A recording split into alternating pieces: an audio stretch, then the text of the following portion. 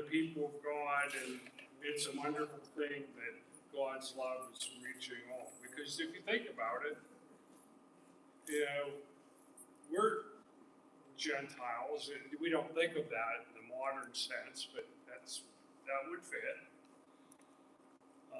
In verse 11 it says, "Beloved, I beseech you as sojourners and pilgrims to abstain from fleshly lusts which war against the soul."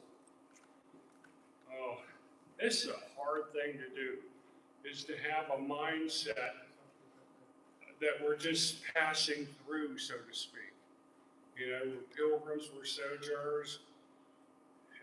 And especially in a modern world where you have so many conveniences and we can make our homes so nice. We can make them very comfortable. And with air conditioning, we have the entertainment at the flick of your thumb, you know.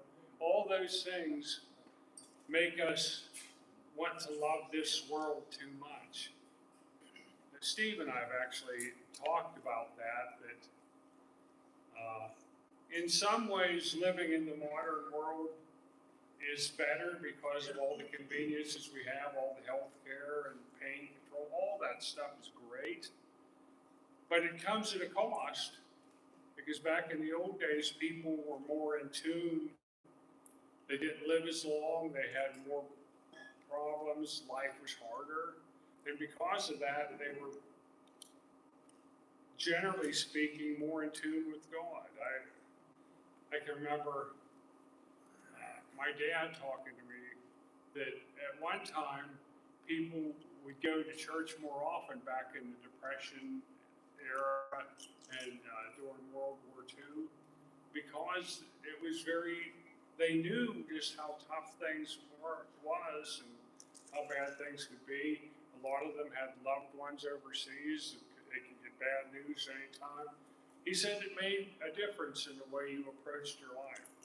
Now with things so pretty easy, Scott and I have had this conversation, we've grown a little soft as a society, you know, and I just think sometimes some of our grandparents and parents in some cases were pretty tough customers for what they lived through, you know, and we just need to get a mindset that we're only here for a while, you know, and not to try to get too into building up our castles and that type of thing.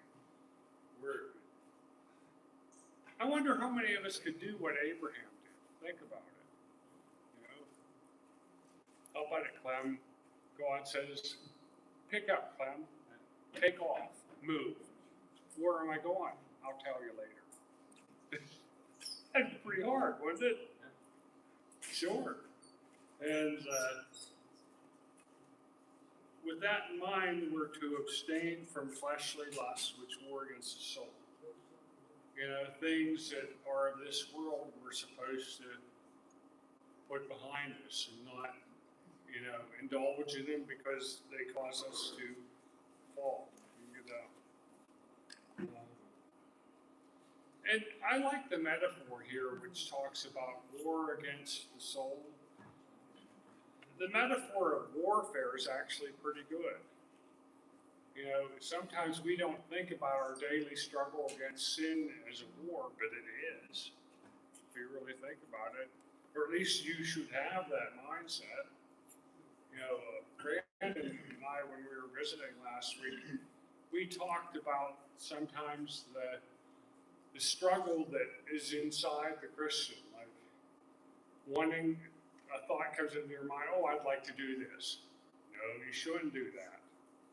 You know, and he says sometimes, you know, you'll chase the thought away, and half an hour later it's back. And sometimes you can feel the warfare going on inside you, the struggle between things you should do and things you shouldn't. And he agreed with me that I think, and this is just me talking, okay? I think a Christian should feel that struggle going on in their lives, or perhaps they're not fighting hard enough. You know, because the struggle's going to be there. If you're trying to do what's right all the time, you're going to feel that tension, with the world warring against it. Oh, Susan, I'm sorry.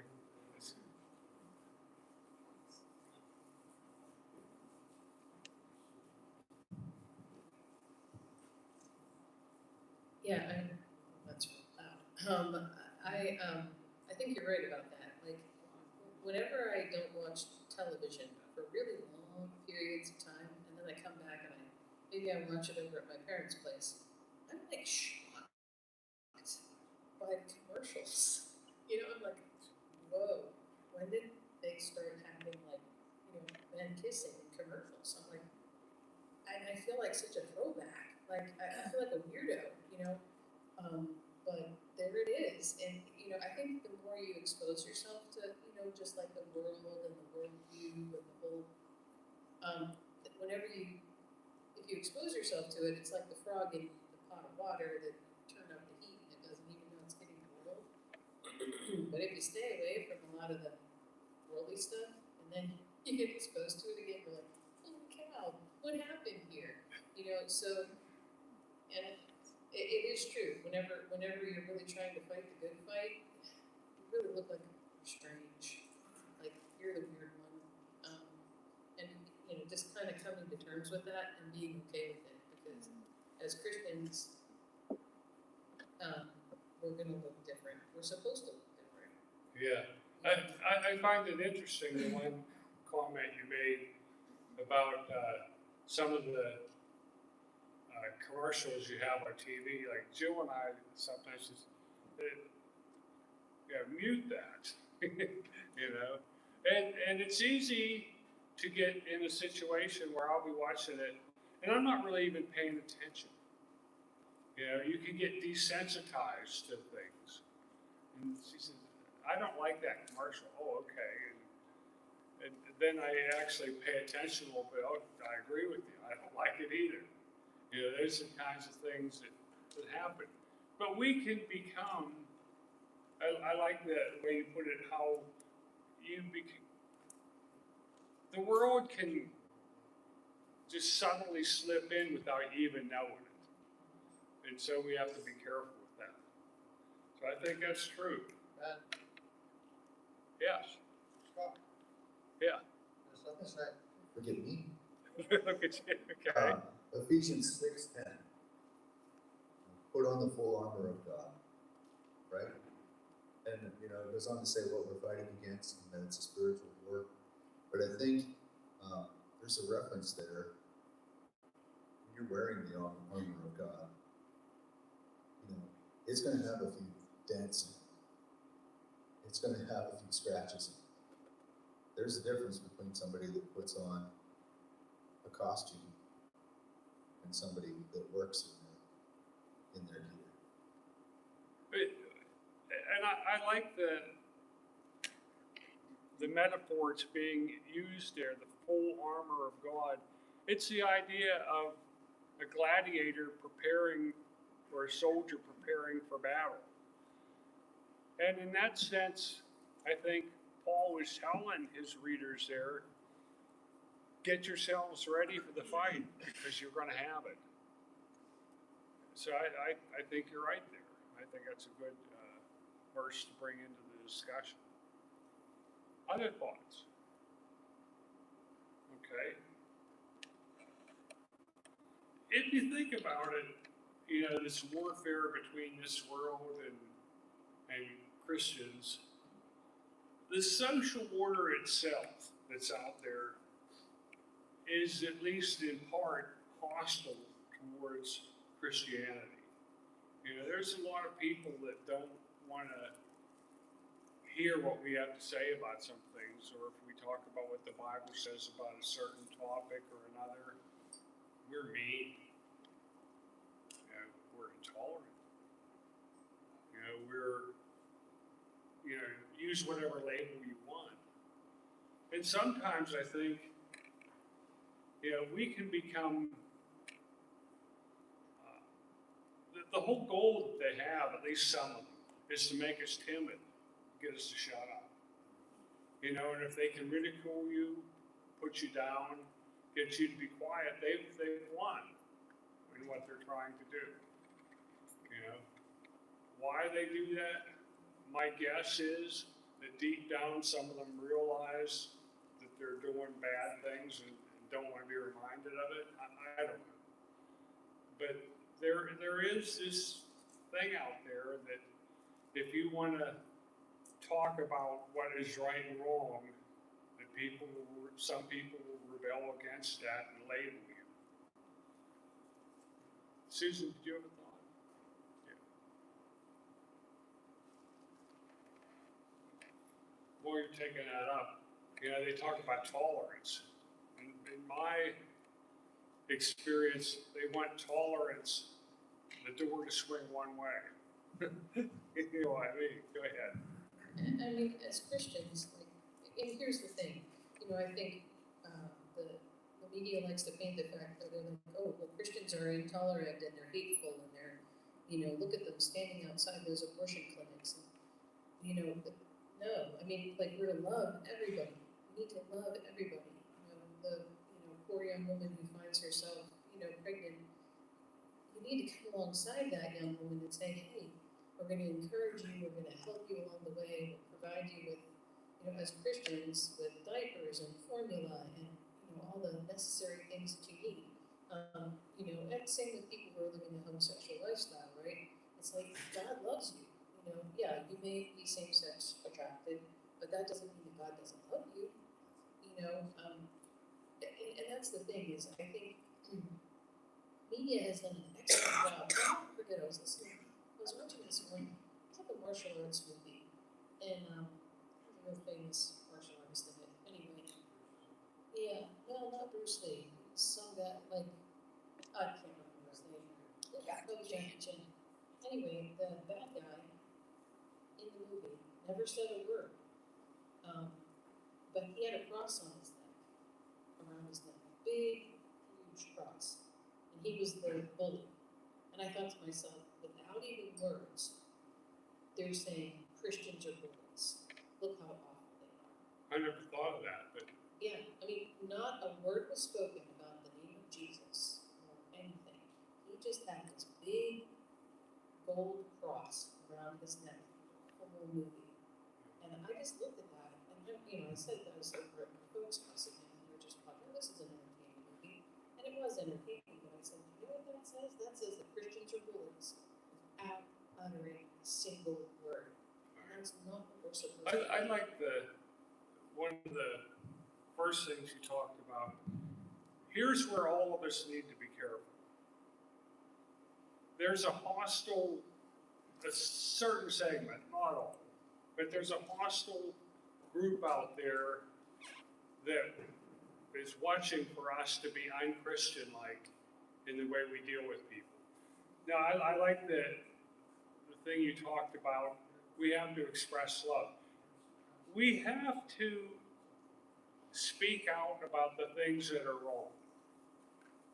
But then we have to have love. We have to love the sinner, hate the sin type thing.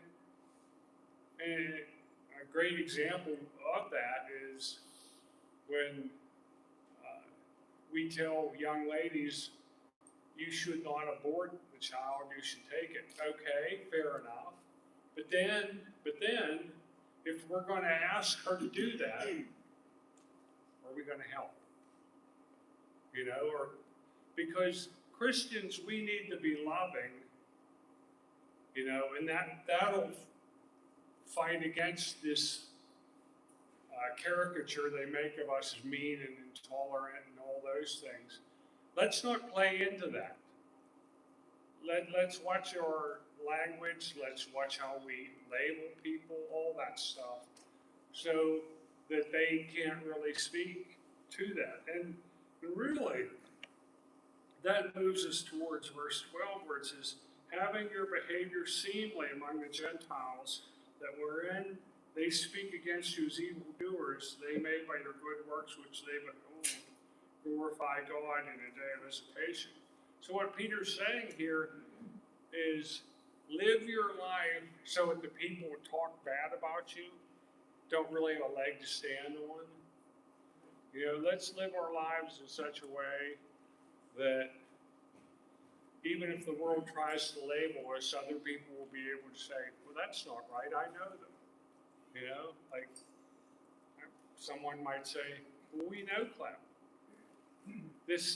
What you're saying about him is not true.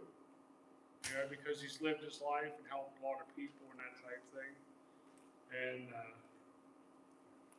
so then, yes. I had a one-part comment, and now I have a two-part. That's fine. You said, not like to stand on beans, on me, we take offense to that. I didn't have that until you said that. The second thing is, I have a very good trait, it's a bad trait, I'm brutally honest. So, you're either gonna love me because, you know, I tell you how it is, or you're gonna hate me because I tell you how it is. That's one of the hard, sometimes, you know, that could be considered is, you know, it's not Christian. I mean, we're supposed to be honest. Oh, and I think you can love people and be honest with them at the same time. It's how you go about it and how you do it. I think it's more of a help too. Yeah, and Larry Krause told me something one time I've tried to live by. He says you can tell someone almost anything that they need to do to make corrections in their life if first they know that you really care about them, that you love them. And that's the key. Larry could come to me and rip my face off for some of my behavior, you know, if he saw something. He could do that. And you know what? I would take it and I would hear it. Because I know there's a long track record there of caring about my soul, worrying about how I conduct myself, those things.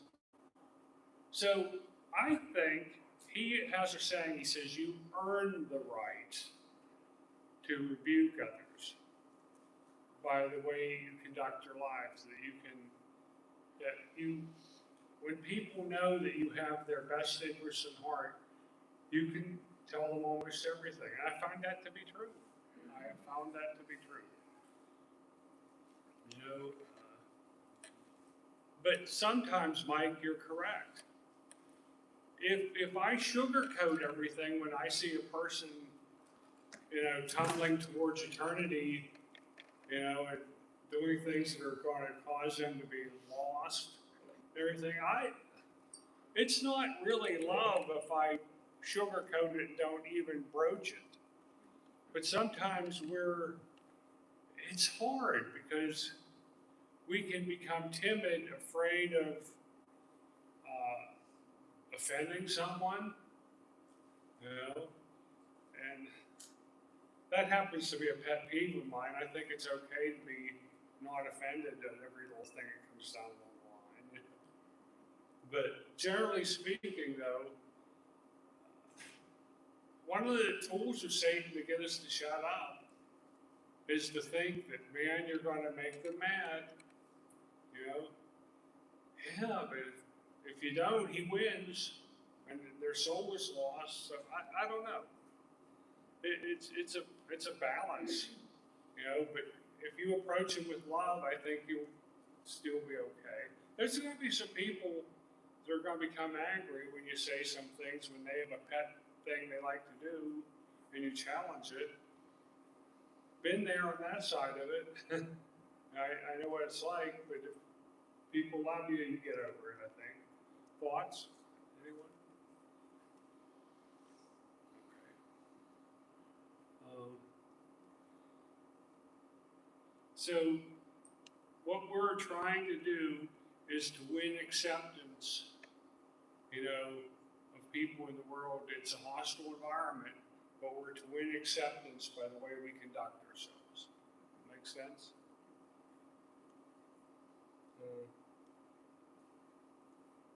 I forget. I'm trying to remember who it was. I think it was Tacitus. It was a Roman historian. Like remember, evidently, I mean, you have to sort of read between the lines because you just have a one-way communication. But evidently, the Roman leadership, maybe even the Caesar or something, had asked him, what about these people? You know, why are they growing so much? Because there was some worry even in the Roman Empire before they finally collapsed.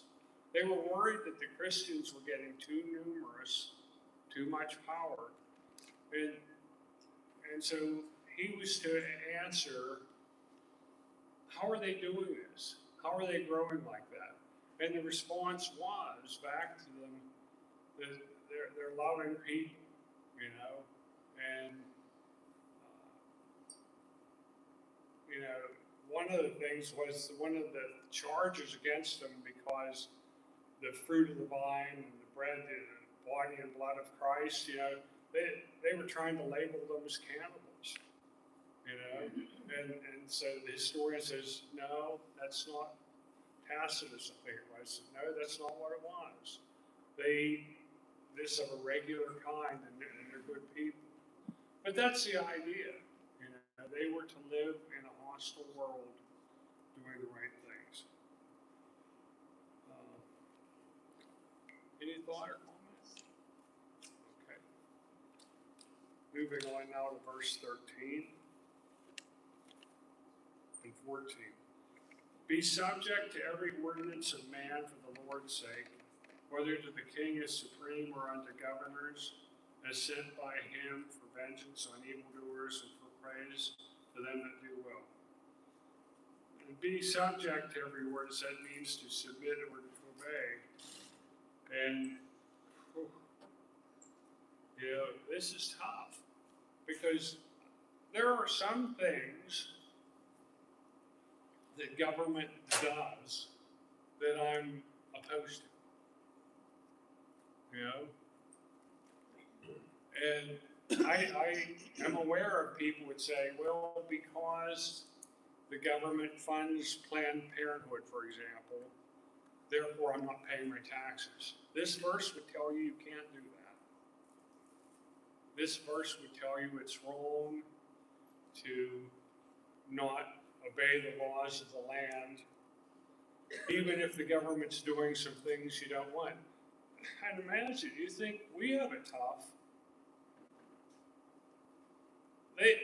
In this verse, they were told, you know, and even Jesus said, render unto Caesar the things that are Caesar's. They were to respect the office, even though Christians are sometimes becoming persecuted while that happened. Think about that. How are you supposed to respect the office of someone that's an evil tyrant? But from time to time, you know, most government functions are actually good.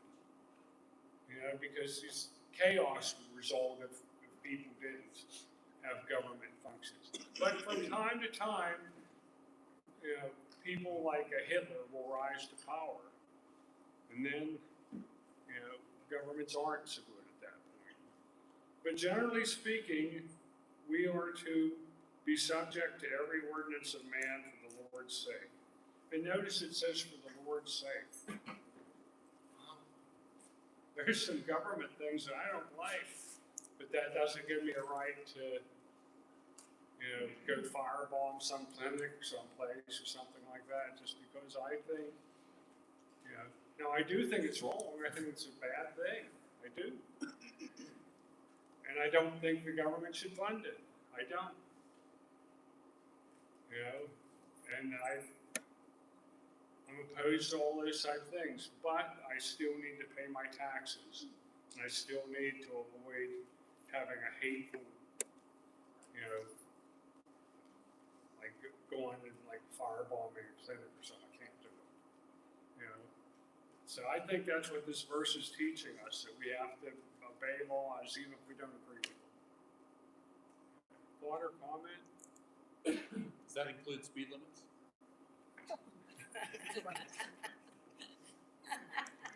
Clem asked, he says, does that include speed limits?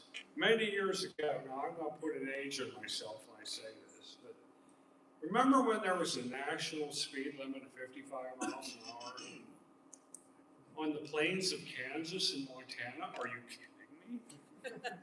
That seemed to me to be the most dumb thing, you know, and I couldn't understand, but yet it was a law. And if you broke that law, it didn't matter how dumb you thought it was. Like if you got pulled over by a policeman and say, I think that law is dumb. Okay, whatever. You know, I'm writing up the ticket anyway. But you're right. Whatever those laws are, yeah, go ahead. I'm reading someone's way. Step over the dinosaur. So there's a lot of these small things like this that I personally struggle with, right? I mean, you know, speed limit's probably one of them. Yeah, I think we always go to taxes, and this is really loud. This is like really loud. But we always go to taxes. I think that's kind of an easy one, but I think a lot of us, you know, do things on taxes that probably is not, you know, completely kosher, right? Easy, you're stepping on my toes. I think there's other things, you know, maybe not law, but you know, rules that businesses have that will skirt around, right? I mean, you know, you check into the hotel. How many are staying in the hotel? You know, 4, right? Because if we tell them it's 5, we're going to get charged for an extra person, right? So it's really 4, but we really have 6, right? I mean, you know, that's something with lives of leaders we struggle with, and we try to get people to say, like, you got to be honest on this. Don't be lying about how many people are in your rooms. But I think we accept that we can be a little bit dishonest if it's saving us money sometimes, right? You know, maybe we're going to get more into the church because of it. I don't know what it is, but I've done it. I know what it feels like. I mean, but I think there's passages like this and others that calls us to do the right thing, not just what's benefiting us. This is my opinion, given your occupation in the real world, you know, bank CEO, that type of thing. I'll bet you're challenged at different times with that type of thing. You know, I would imagine. Here's, you know, because you have a board of directors that want the best return. At the same time, you're to do what? I'm glad you're doing that, because I think that would be hard. I'm sure you feel the pressure of it sometimes. So I think that's a good point. It's easy to, boy, when I was flipping houses, boy, I found the tension of it, because you're supposed to do this, but if you do that, every other person you're competing against has an advantage on it. It makes it hard, you know. And so you really have to work at it. But your point's a good one. You know, will we obey the laws even when it's inconvenient to do it? Yeah. Now I will say there is one caveat to all of this, though. Sometimes we are called to obey God rather than men. Remember when Peter and John went in front of the Sanhedrin and they were being challenged and they said, don't preach. Now, if the government would come in and tell us that we can't preach and can't have church, and let's face it, there's some places in the world that that's the case, then at that point, we should obey God rather than men. You know, so that becomes, you know, but you know, being aware of what the difference is, I think matters. Yeah, Susan, go ahead. Sorry. I think you kind of made the point, you know, like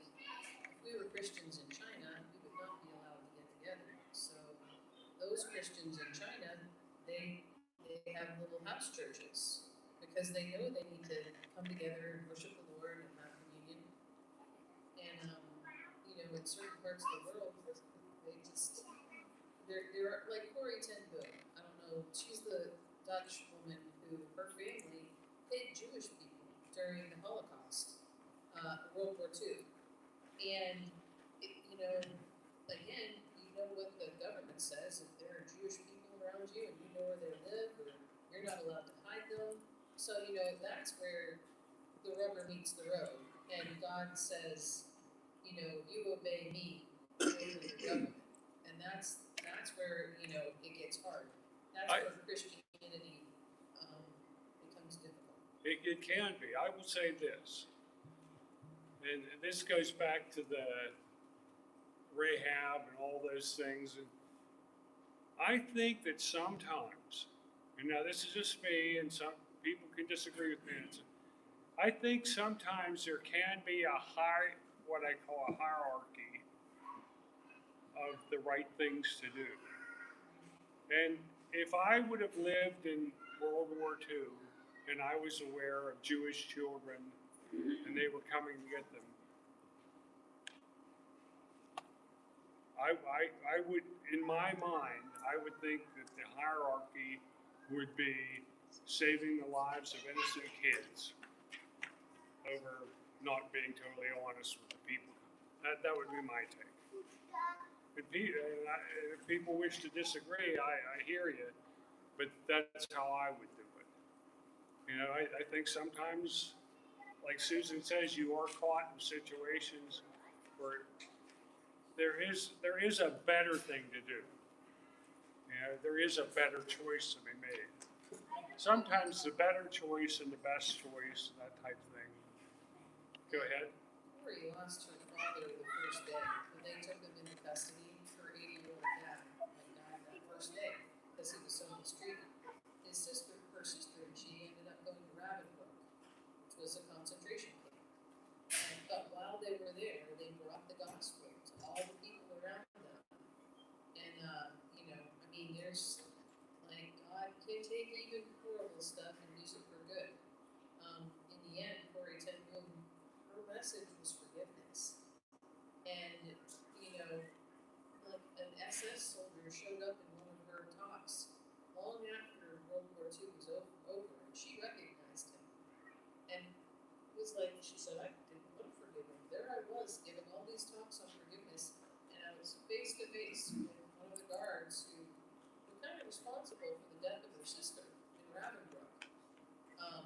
But that, she said it was like an electric shock went through my arm. When he came up, he wanted to shake my hand. He didn't recognize me, but I recognized him. So even the evil can be turned to good because that SS soldier wanted to repent and come to Christ.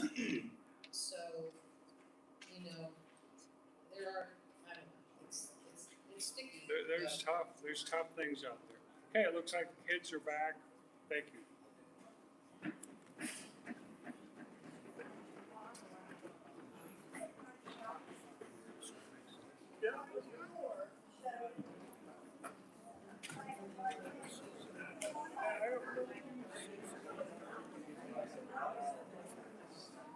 What's the better choice?